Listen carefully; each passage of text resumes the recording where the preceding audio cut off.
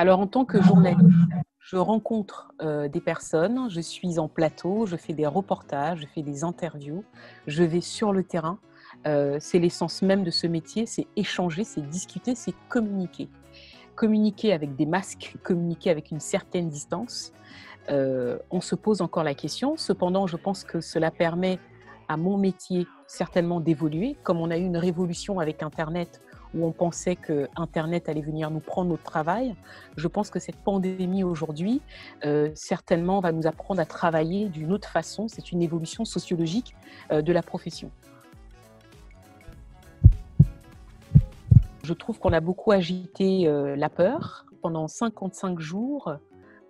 Qu'une communication entre la psychose, la peur de mourir, la maladie. Il y a aussi une guerre de communication entre les sachants, ne pas se sentir libre, parce qu'effectivement, pendant cette période, pour aller faire ses courses, donc ce qu'on nous a appelé les commerces essentiels, il fallait justifier d'une attestation, ce qui est réellement une privation de liberté.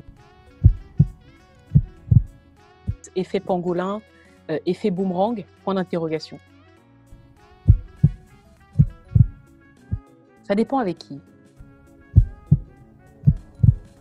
Une chose est sûre, déjà, on va moins se coltiner les mauvaises haleines, les mauvaises odeurs corporelles. Ça, c'est une victoire. On reste quand même en France, un pays pas très propre. Donc, si ça peut nous permettre de ramener un peu d'hygiène, c'est pas mal finalement. Dans quel film je vais me retrouver? Titanic? Alors, je choisirais deux personnalités. Je choisirais d'abord Margaret Thatcher, parce que cette femme avait une certaine poigne, etc. Et on sait très bien qu'elle a transformé la vie des Britanniques. C'est la première personne. Ensuite, la deuxième personne avec qui j'aimerais bien échanger, c'est Myriam Makeba. Cette chanteuse sud-africaine qui a vécu en Afrique, qui a vécu aux États-Unis, et puis qui a connu quand même un certain nombre de situations, l'apartheid en Afrique du Sud, le racisme aux États-Unis.